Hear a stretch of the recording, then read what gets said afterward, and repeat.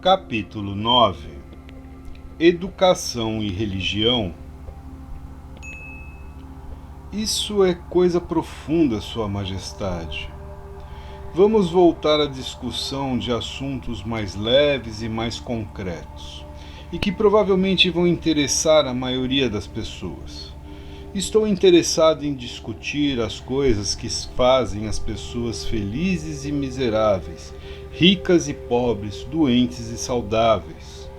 Em resumo, estou interessado em tudo que pode ser usado por seres humanos, de tal forma que a vida possa pagar dividendos satisfatórios como retorno para o esforço que se coloca nesse negócio que se chama viver. Muito bem, vamos ser definitivos. Você pegou a minha ideia. Sua Majestade tem uma tendência a divagar em detalhes abstratos que a maior parte das pessoas não consegue nem entender, nem usar na solução dos seus problemas. Poderia isso, de alguma maneira, ser um plano definido seu para responder às minhas questões utilizando-se de respostas indefinidas? Se esse é seu plano, é um truque astuto, mas não funcionará. Vá em frente agora e me fale mais alguma coisa sobre as misérias e os fracassos dos seres humanos, que, por sua vez, crescem diretamente ligados à indefinição.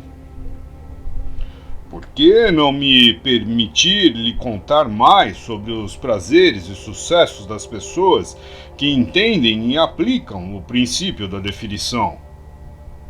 Observo que algumas vezes pessoas com planos e objetivos definidos conseguem o que querem da vida para somente depois descobrir que aquilo que elas conseguiram não é exatamente o que queriam. O que é então?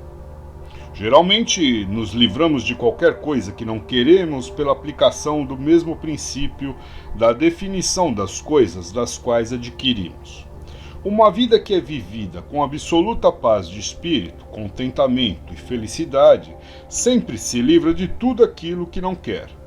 Qualquer um que se submete às coisas que não quer por um longo período, este sim é um alienado. E o que você tem a dizer sobre pessoas casadas que deixam de querer estar um com o outro? Eles devem se separar ou é verdade que todos os casamentos são feitos no céu e os contratantes são, dessa forma, ligados eternamente por essa vontade momentânea, mesmo provando ser uma escolha pobre para ambos? Primeiro, deixe-me corrigir esse velho ditado de que todos os casamentos são feitos no céu. Eu conheço alguns que são feitos do meu lado da cerca. Mentes que não se harmonizam jamais deveriam ser forçadas a permanecer juntas no casamento ou em qualquer tipo de relacionamento. O atrito e todas as formas de discórdia entre as mentes levam inevitavelmente para o hábito da alienação e, consequentemente, para a indefinição.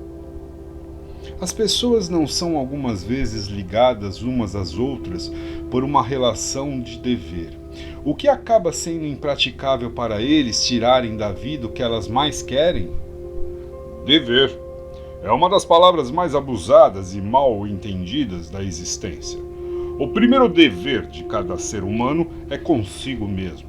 Cada pessoa deve a si mesma o dever de encontrar como viver uma vida plena e feliz. Além disso, se a pessoa possui tempo e energia extras e que não são necessárias para preencher os seus próprios desejos, ela deve assumir a responsabilidade de ajudar os outros. Isso não é uma atitude egoísta, e egoísmo não é uma das principais causas do fracasso em se achar a felicidade? Mantenho exatamente a mesma frase que lhe disse antes, de que não existe maior dever do que aquele que devemos a nós mesmos. Uma criança não deve algo no sentido de dever aos seus pais, que lhe deram a vida e o sustento durante seus períodos de necessidade? De forma alguma. É exatamente o oposto. Os pais devem às suas crianças tudo que eles podem dar a elas na forma de conhecimento. Além desse ponto, os pais normalmente mimam em vez de ajudar as suas crianças. Tudo isso por um falso senso de dever que os faz satisfazer as suas crianças em vez de forçá-las a procurar e ganhar o conhecimento. Entendo o que você quer dizer. A sua teoria é de que o excesso de ajuda para os jovens os encoraja a se alienarem e se tornarem indefinidos em todas as coisas. Você, Majestade, acredita que a necessidade é um professor de grande sagacidade, que a derrota carrega consigo uma virtude equivalente e que presentes que não são merecidos, sejam de que naturezas forem, podem tornar-se uma maldição em vez de uma bênção. Isso está correto? Você conseguiu colocar a minha filosofia de forma perfeita. A minha crença não é teoria, é um fato. Então você não advoga a oração como um meio de alcançar fins desejáveis? Pelo contrário, advogo que a oração é poderosa, mas não o tipo de oração que consiste em palavras vazias, sem sentido e suplicantes. O tipo de oração contra a qual não tenho nenhuma força é a oração com um propósito definido. Eu nunca pensei na definição de propósito como sendo uma oração. Como ela pode ser? A definição é, em efeito, a única forma de oração em que alguém pode realmente basear-se. Ela, na verdade, posiciona a pessoa de forma que use o ritmo hipnótico para alcançar fins definidos, apropriando-se da grande fonte universal da inteligência infinita. Essa apropriação, no caso de você estar interessado, ocorre através da definição de propósito, persistentemente perseguida. Por que a maioria das orações falham? Elas não falham. Todas as orações trazem aquilo pelo qual se reza. Mas você disse que a definição de propósito é o único tipo de oração em que alguém pode se basear. Agora você diz que todas as orações trazem resultados. O que você quer dizer? Não há nada inconsistente com isso. A maioria das pessoas que reza recorre à oração somente após tudo ou mais ter falhado. Naturalmente, elas começam as suas orações com suas mentes cheias de medo de que as suas orações não serão atendidas. Bem, os medos então são realizados. A pessoa que começa uma oração com um propósito definido e fé inabalável de que vai alcançar o seu objetivo, coloca em ação as leis da natureza que transmutam os desejos dominantes de uma pessoa no seu equivalente físico. Isso é tudo o que se pode dizer sobre uma oração. Uma forma de oração negativa traz somente resultados negativos. A outra forma é positiva e traz resultados definidos e positivos. Poderia algo ser mais simples do que isso?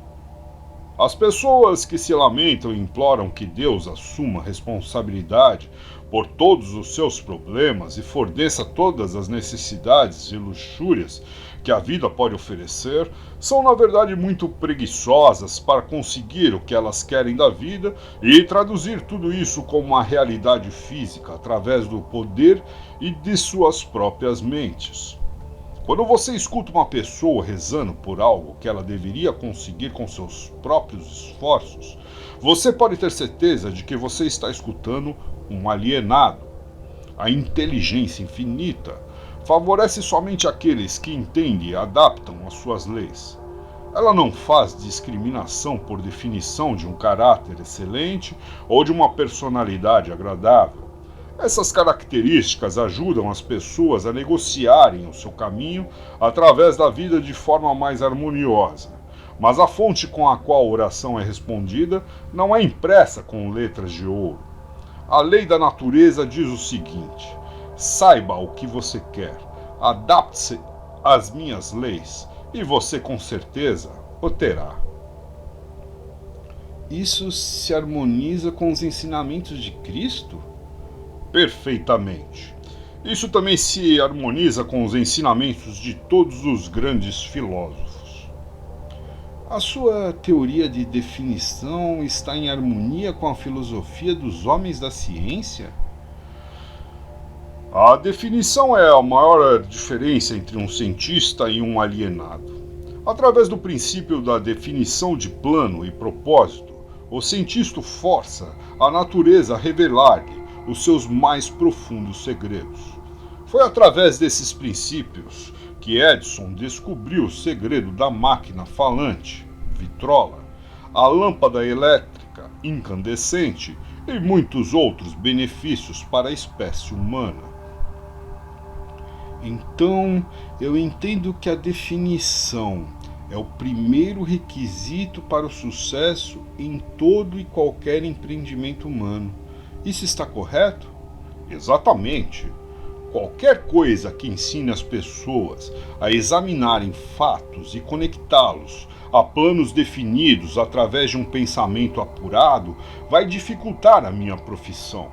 Se essa sede por conhecimento definido, que agora está se espalhando pelo mundo, mantiver-se assim, meu negócio ficará ameaçado dentro dos próximos séculos.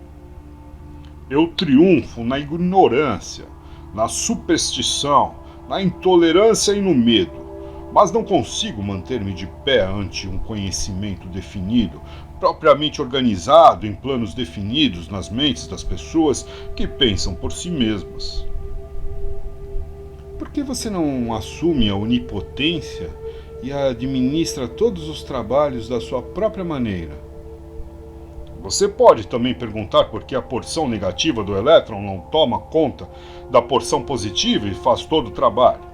A resposta é que ambas as cargas positiva e negativa da energia são necessárias para a existência do elétron. Uma é balanceada igualmente contra a outra, e assim deve permanecer. E é dessa forma que ocorre a relação entre a onipotência e eu. Representamos as forças positivas e negativas de todo o sistema dos universos e estamos igualmente balanceados uma contra a outra.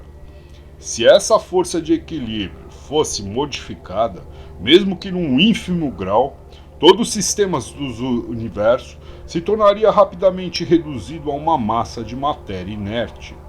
Agora você sabe por que eu não posso tomar conta de todo o show e simplesmente fazer tudo do meu jeito. Se o que você diz é verdade, você tem exatamente o mesmo poder que a onipotência possui. Isso é verdadeiro? Isso está correto.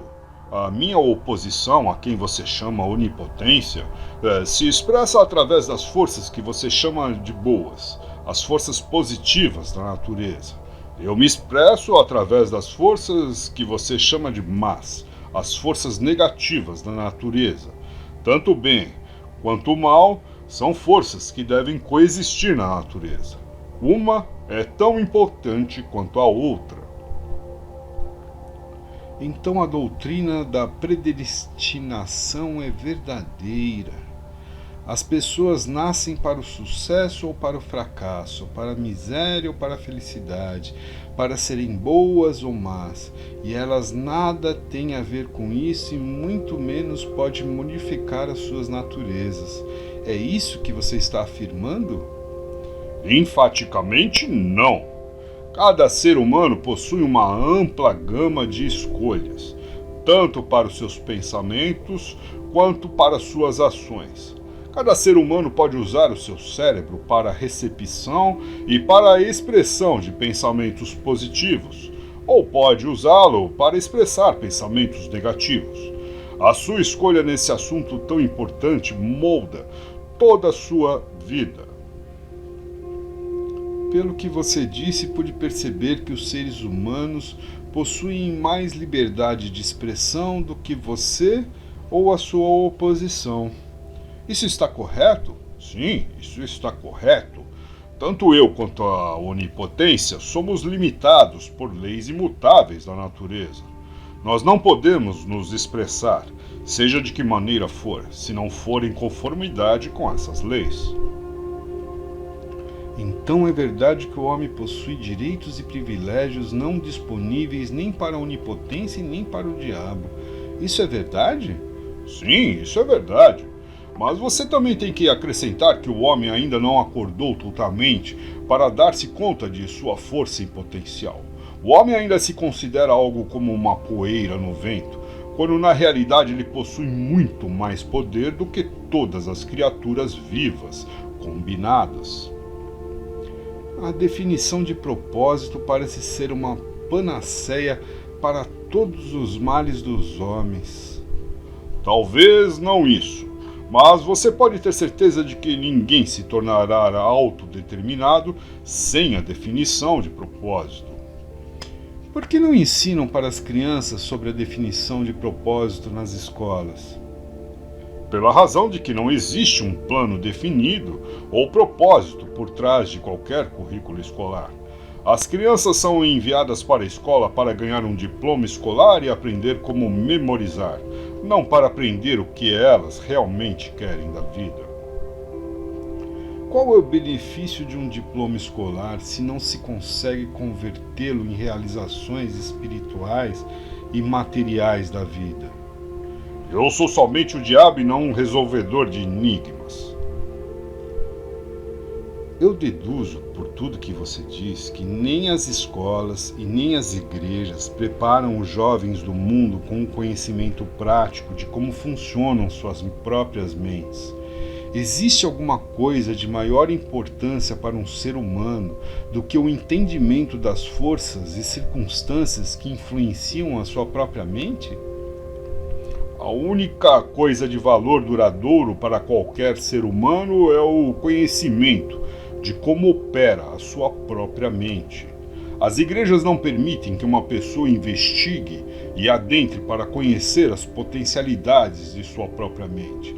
E as escolas tampouco reconhecem tais potencialidades. Você não está pegando um pouco pesado com as escolas e com as igrejas? Não, estou apenas descrevendo como elas são, sem tendências ou preconceitos. As escolas e as igrejas não são seus piores inimigos? Os seus líderes podem pensar que são, mas eu só me impressiono com os fatos. A verdade é esta: se é que você quer saber, as igrejas são meus aliados mais úteis, e as escolas estão logo atrás. De que forma específica ou em termos gerais você faz essa afirmação? Da seguinte forma: tanto as igrejas quanto as escolas me ajudam a converter as pessoas para o hábito da alienação.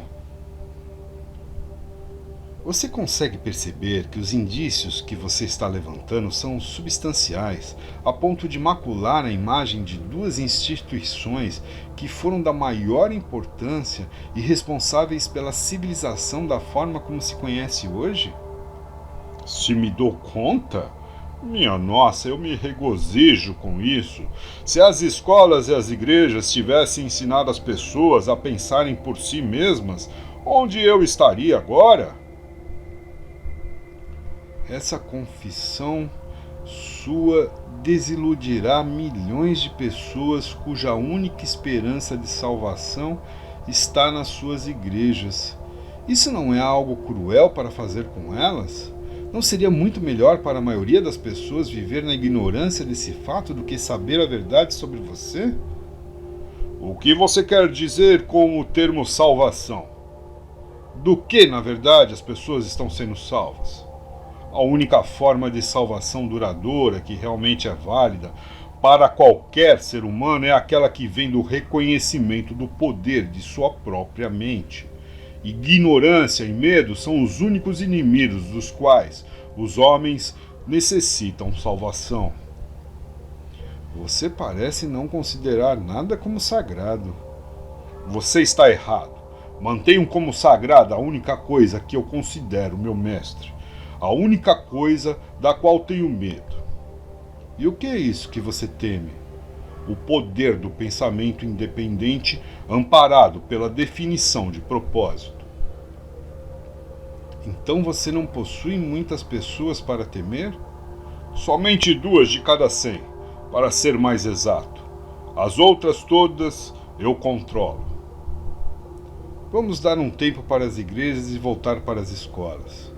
A sua confissão mostrou claramente que você prospera e se perpetua de uma geração para outra, utilizando o truque de tomar conta das mentes das crianças antes que elas tenham a chance de usar os seus próprios intelectos. Desejo saber o que está errado com o sistema escolar que permite que o diabo controle tantas pessoas. Desejo saber também o que pode ser feito para estabelecer um sistema de ensino que garantirá a oportunidade de aprendizado para todas as crianças. Primeiro, de que elas possuem mentes. Segundo, de que forma elas podem usar as suas mentes para trazer liberdade espiritual e econômica para suas vidas. Estou colocando essa questão de forma suficientemente definida, considerando que você tem salientado a importância da definição de propósito.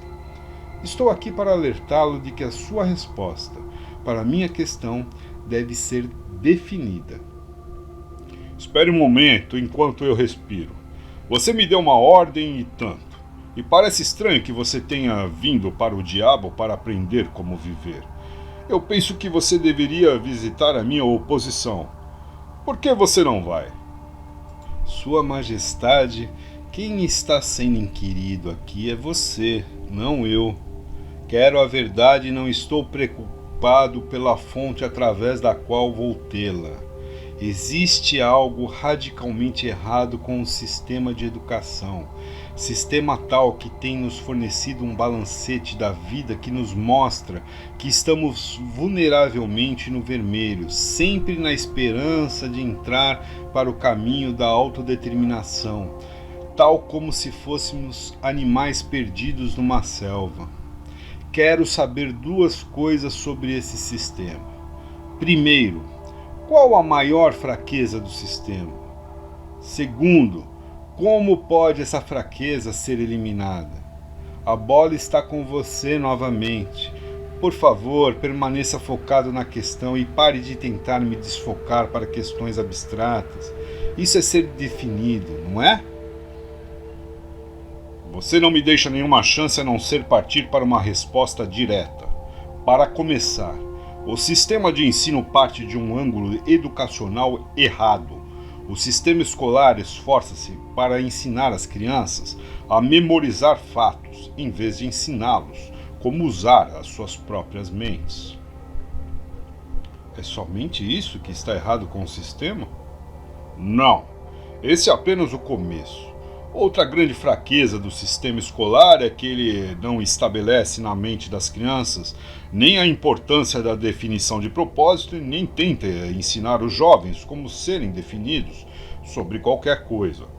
O maior objetivo de toda a escola é forçar os estudantes a abarrotar as suas memórias com fatos, em vez de ensiná-los como organizar e fazer um uso prático desses fatos.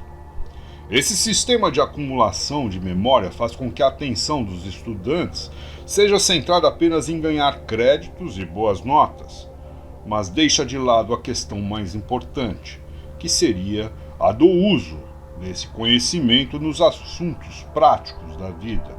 Esse sistema gradua estudantes de forma diplomados, cujas mentes estão vazias de autodeterminação. O sistema escolar partiu já de um mau começo. As escolas começaram a sua história como instituições de aprendizado de alto nível, tendo sido criadas inteiramente para aqueles poucos afortunados, cujas famílias os destinavam para a educação.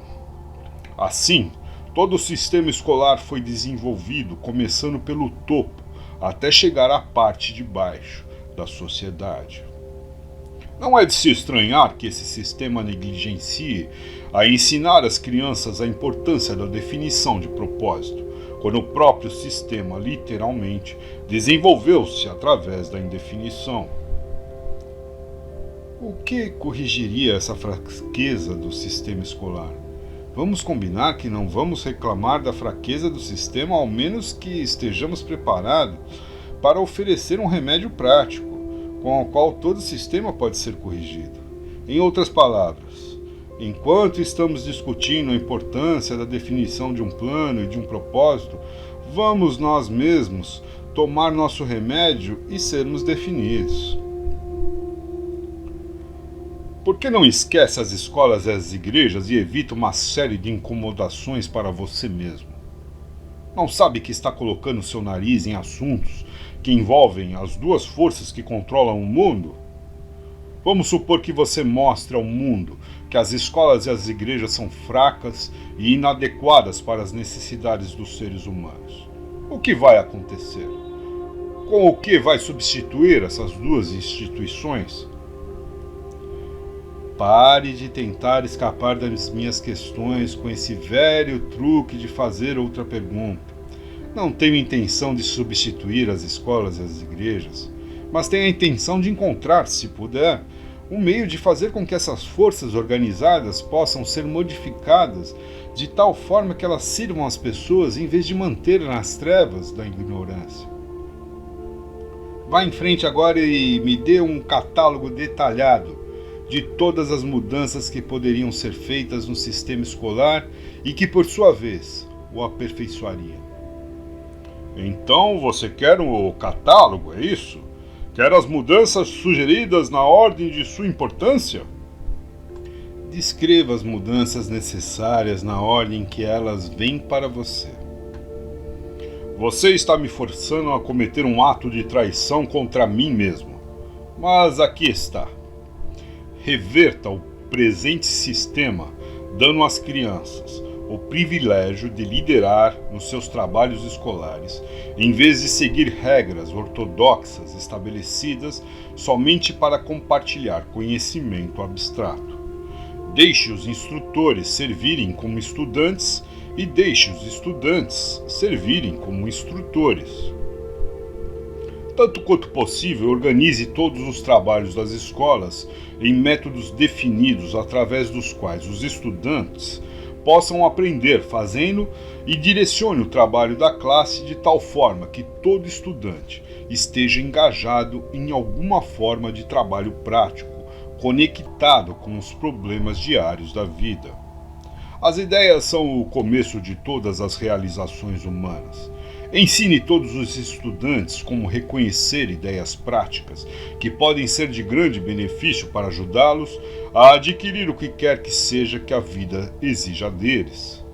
Ensine os estudantes como fazer uma administração efetiva do tempo e, sobretudo, ensine a verdade de que o tempo é o ativo mais valioso disponível para todos os seres humanos e também o mais barato. Ensine os estudantes os motivos básicos pelos quais todas as pessoas são influenciadas e mostre a eles como usar esses motivos para adquirir as necessidades e os luxos da vida. Ensine às crianças o que comer, o quanto comer e qual a relação existente entre uma boa alimentação e um corpo saudável.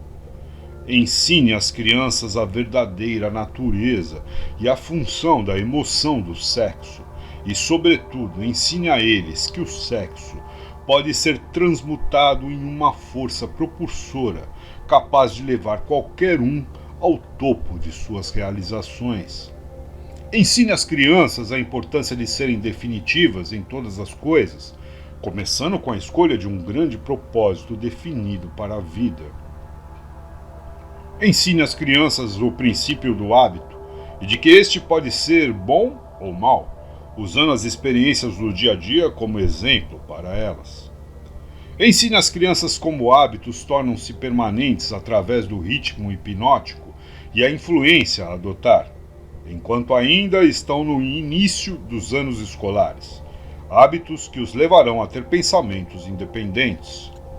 Ensine às crianças a diferença entre derrota temporária e fracasso.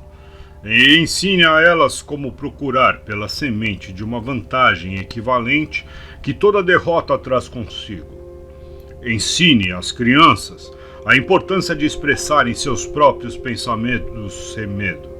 E ensine-as a aceitar ou rejeitar, por sua própria vontade, todas as ideias dos outros, reservando para si mesmas sempre o privilégio de os submeterem ao seu próprio julgamento. Ensinem as crianças a tomarem decisões prontamente e a mudá-las, mesmo que sejam todas, vagarosamente e com relutância, e nunca sem uma razão definida. Ensine às crianças que o cérebro humano é um instrumento com o qual se recebe da grande fonte central da natureza a energia, que é especializada em pensamentos definidos. De que o cérebro não pensa, mas serve como um instrumento para a interpretação dos estímulos que causam o pensamento. Ensine às crianças o valor da harmonia em suas próprias mentes, e que isso é possível somente através do autocontrole. Ensine às crianças a natureza e o valor de ter autocontrole. Ensine às crianças que existe uma lei de retornos crescentes que pode e deve ser colocada em operação como um hábito, mostrando que se deve sempre prestar mais e melhores serviços do que é esperado delas. Ensine às crianças a verdadeira natureza da regra de ouro e, sobretudo, mostre a elas que, através da operação desse princípio, tudo o que elas fazem para e por outros, elas acabam fazendo para si mesmas. Ensine as crianças a não terem opiniões, a não ser que sejam formadas por fatos ou crenças que possam ser razoavelmente aceitas como verdadeiros fatos. Ensine às crianças que cigarros, bebidas, drogas e o sexo em demasia destroem a força de vontade e acabam levando ao hábito da alienação. Não proíba esses males, apenas explique para elas. Ensine às crianças sobre o perigo de acreditarem em qualquer coisa meramente porque os seus pais, os seus instrutores religiosos ou qualquer outra pessoa tenha dito para fazê-lo. Ensine as crianças a encararem fatos, sejam eles agradáveis ou desagradáveis, sem recorrer a subterfúgios ou sem oferecer-lhes álibis. Ensine as crianças a encorajarem o uso do seu sexto sentido, através do qual as ideias apresentam-se em suas mentes de fontes desconhecidas, e a examinar tais ideias cuidadosamente. Ensine às crianças a importância da lei da compensação, tal como foi interpretada por Ralph Waldo Emerson, e mostre a elas como essa lei trabalha nos eventos do dia a dia, mesmo nos menores. Ensine às crianças que a definição de propósito, amparada por planos definidos persistentemente e continuamente aplicados, é a forma mais eficaz de oração disponível para os seres humanos. Ensine às crianças que o espaço que elas ocupam no mundo é medido pela qualidade e pela quantidade de serviço útil que elas prestam para o mundo. Ensine às crianças que não existe nenhum problema que não tenha uma solução apropriada e que a solução, na maior parte das vezes, pode ser encontrada nas circunstâncias que criaram o problema. Ensine às crianças que as suas únicas limitações reais são aquelas impostas por si mesmas, ou que elas permitem que os outros estabeleçam em suas próprias mentes. Ensine a elas que tudo que um homem pode conceber e acreditar, ele pode alcançar. Ensine às crianças que todas as escolas e todos os livros de textos são elementos essenciais que podem ser úteis no desenvolvimento de suas mentes, mas que a única escola de real valor é a grande universidade da vida, onde se tem o privilégio de aprender pela experiência. Ensine as crianças a serem verdadeiras consigo mesmas em todos os momentos e, considerando-se que elas não podem satisfazer a todos, elas devem ter sempre em mente que precisam satisfazer-se a si mesmas. Essa é uma lista imponente, mas me parece óbvio pelo fato de que ela ignora praticamente todas as matérias que agora são ensinadas nas escolas. Era essa a intenção? Sim, você me pediu uma lista de mudanças sugeridas no currículo escolar. as quais beneficiariam as crianças. Foi isso que eu lhe dei. Algumas das mudanças que você sugere são tão radicais que chocariam a maioria dos educadores de hoje. Você não acha? A maioria dos educadores de hoje necessita desse choque. Um bom choque normalmente ajuda o cérebro, que se atrofiou pelo hábito. As mudanças que você sugere para as escolas dariam imunidade às crianças contra o hábito da alienação? Sim, esse seria um dos resultados que as mudanças trariam, mas existem outros também. Como essas mudanças sugeridas poderiam ser aplicadas no atual sistema escolar? Você sabe, é claro, que é tão difícil programar uma nova ideia no cérebro de um professor quanto é fazer com que um líder religioso modifique a religião, de tal forma que ela possa ajudar as pessoas a angariar mais da vida. A maneira mais certa e mais rápida para forçar a aplicação dessas ideias práticas no sistema escolar é, primeiro, introduzi-las através de escolas privadas e estabelecer uma exigência para o uso nas escolas públicas, de tal forma que os administradores dessas escolas sintam-se compelidos a empregá-las. Deveriam ser feitas outras mudanças no sistema das escolas? Sim, muitas. Entre outras mudanças necessárias em todos os programas escolares está o acréscimo de um curso completo de treinamento de psicologia, de negociação entre as pessoas. Todas as crianças deveriam ser ensinadas na arte da venda e da persuasão, aprendendo meios de diminuir o atrito das relações humanas através da vida. Toda a escola deveria ensinar os princípios da realização individual, através dos quais se pode obter uma posição de independência financeira. As classes deveriam ser abolidas também. Elas deveriam ser substituídas pela mesa redonda ou pelo sistema de conferência, tais quais os homens de negócios empregam. Todos os estudantes deveriam receber instruções individuais e serem guiados em conexão com matérias que não podem ser ensinadas apropriadamente em grupos. Toda a escola deveria ter um grupo auxiliar de instrutores, consistindo de homens de negócios, cientistas, artistas, engenheiros e jornalistas. Cada qual compartilharia com todos os estudantes um conhecimento prático da sua própria profissão, negócio ou ocupação. Essa instrução deveria ser conduzida através do sistema de conferência, a fim de economizar o tempo dos instrutores.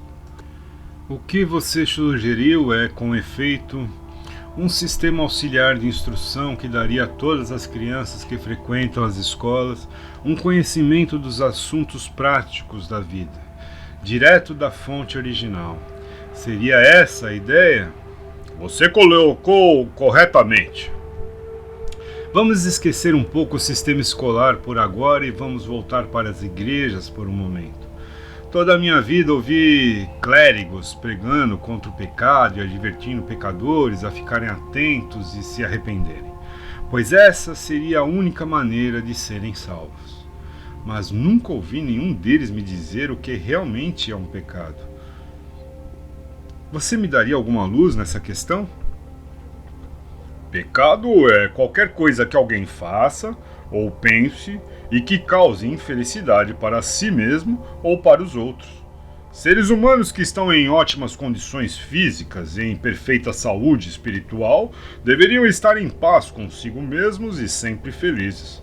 Qualquer forma de miséria mental ou física indica a presença do pecado. Nomeie algumas das formas comuns de pecado. Comer em excesso é uma forma de pecado porque leva à perda da saúde e à miséria.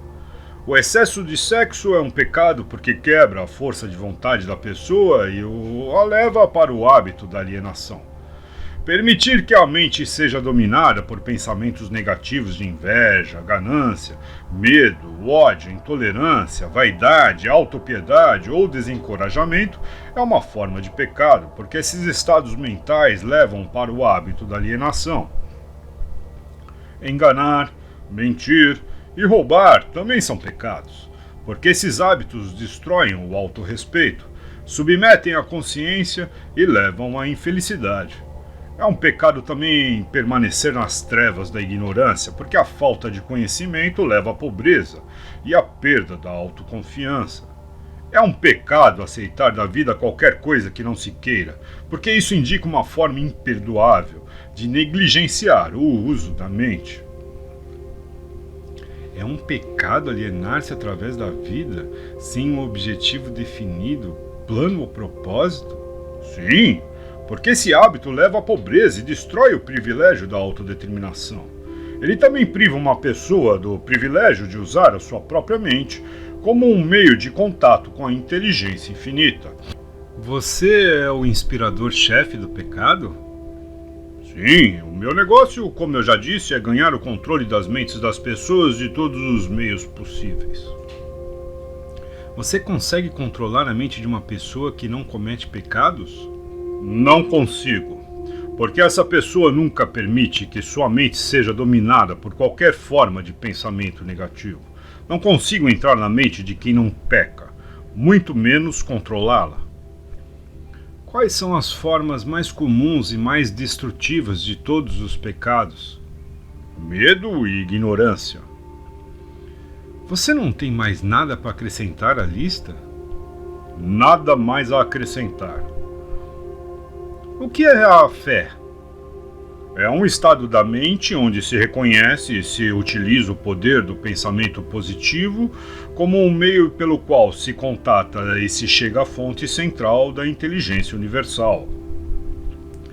Em outras palavras, a fé é a ausência de todas as formas de pensamento negativo.